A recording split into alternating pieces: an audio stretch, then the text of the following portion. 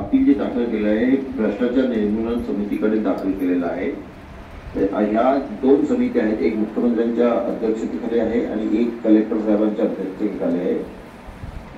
तर त्याचा जो 6वा नंबरचा कॉलम आहे त्याचं कार्य काय आहे तर त्याच्यामध्ये मी पहिले तुम्हाला जो जी दिलेला आहे त्याच्यामध्ये 6 मध्ये दिलेला आहे विलंब आणि गैरव्यवहार।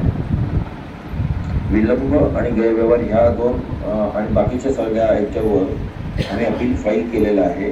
त्या अपीलाची प्रत आपल्याला हवी असेल तरी देखील ती उपलब्ध आहे। आणि विलंब त्याच्यासाठी मी तुम्हाला अजून 2 फोटो दाखवलेले आहेत दिलेले आहेत।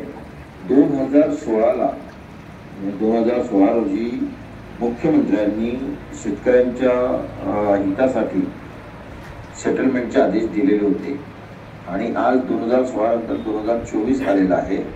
हे 9 वर्ष विलंब झाला या गोष्टीला आणि भ्रष्टाचार निर्मूलन समितीच्या गव्हर्नमेंटच्या आदेशामध्ये विलंब आणि गैरव्यवहार हे दोन्ही हे मानले गेलेले आहेत, गुन्हे मानले गेलेले आहेत।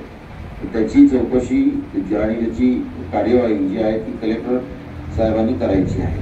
तर आता जो विलंब झालेला आहे आपल्याकडे दोन्ही आदेश आहेत, मुख्यमंत्र्यांचे सेटलमेंटचे आदेश पण आहेत आणि आपण जेव्हा कलेक्टर साहेबांकडे गेलो होतो त्याचे सुद्धा आपल्याकडे आदेश आहेत।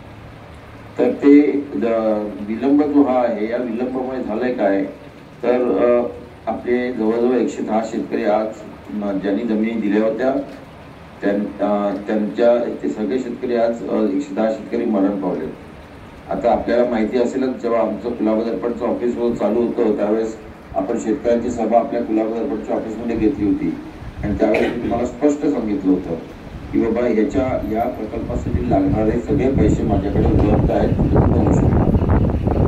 आणि त्याच्यानंतर प्रत्येकाला एक नोकरी देण्यात तेव्हा सुद्धा मी सांगितलेलं तेव्हा पोलीस अधिकारी सुद्धा तिथे त्या मीटिंगला उपस्थित होते गुलाब दर्पण। तर आता हा जो तुम्हाला मी दिलेला आहे गुलाब दर्पणचा अंक जो दिलेला आहे त्याच्यामध्ये आपण मुख्यमंत्र्यांकडे आता जे अपील फाईल केलेलं आहे आणि कलेक्टर साहेबांकडे जे अपील फाईल केलेलं आहे तर त्या अपीलची जेव्हा तारीख लागेल तेव्हा तुम्हाला तिथे यायचं आहे। आपल्याला 2 गोष्टींची न्याय हवा आहे, विलंब आणि गैरव्यवहार।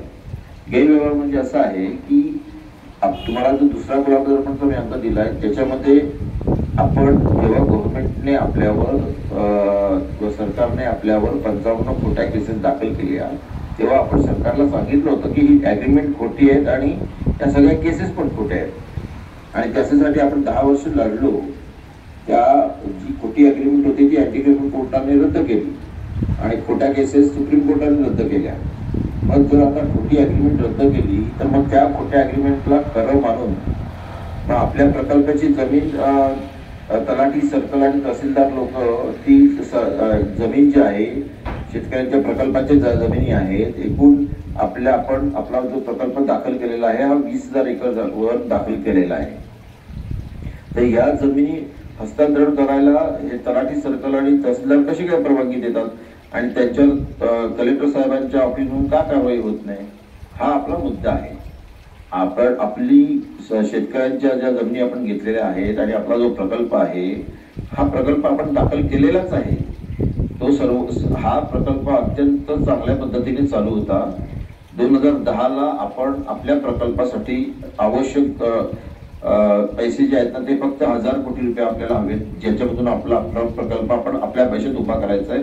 आपल्याला कुठल्याही बँकेच्या लोनची गरज नाही आणि आपण आपल्या प्रकल्पाचे जे पैसे आहेत ते 10,000 कोटी रुपये ऑलरेडी कमवलेले आहेत, 2010लाच कमवलेले आहेत ते। परंतु ते पैसे आज गव्हर्नमेंट आपल्याला वापरू देत नाही।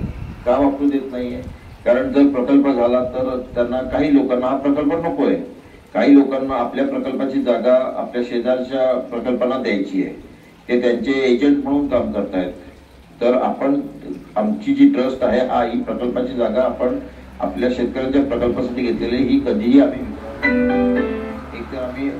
जर आता अजून विलंब झाला तर तो विलंब अधिकाऱ्यांनाच भारी पडणार आहे कारण भ्रष्टाचार निर्मूलन समितीच्या GR मध्ये विलंब आणि गैरव्यवहार हे 2 गुन्हे मानले गेलेले आहेत।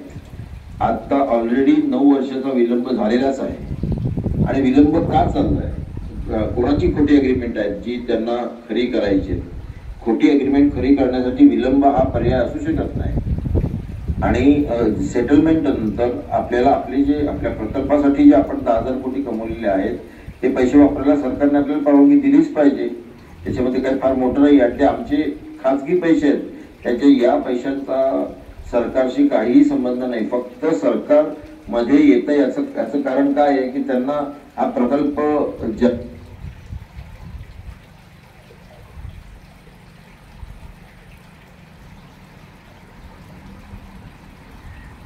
चोरायचा होता. त्या लोकांनी हे सगळं षडयंत्र केलेलं आहे.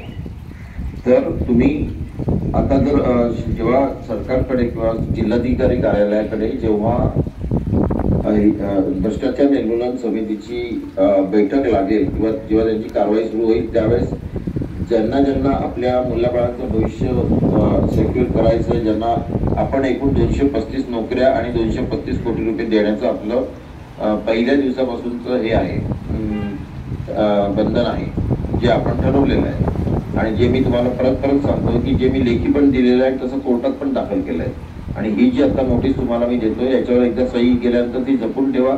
कारण जेव्हा हे सगळे पैसे सुटतील तेव्हा हे सगळे पैसे आम्ही कोर्टामध्ये जमा करणार आणि कोर्टातून तुम्हाला नोकरी आणि तुमचे 1 कोटी रुपये प्रत्येक ज्या 235 शेतकऱ्यांच्या आम्ही जमिनी घेतलेल्या आहेत त्यांना ते मिळणार. धन्यवाद. आणि जर तुम्हाला कोणतीही अडचण असेल तर तुम्ही ती अडचण तुम्ही विचारू शकता आणि त्याचं उत्तर मी देईन. Thank you very much.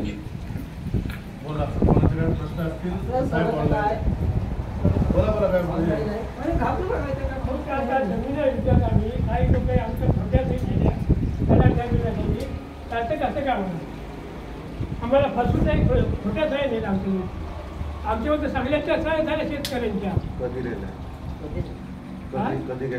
आता मागे सह्या घ्यायला तुम्ही आले होते ना कंडक्टर तुम्ही आले होते ना सह्या घ्यायला माझ्यावर. कुठे बोलू नका. कधी आले ते तर सांगा तुम्ही. कधी आले ते एवढी तारीख कुठे लक्षात माहिती आमच्या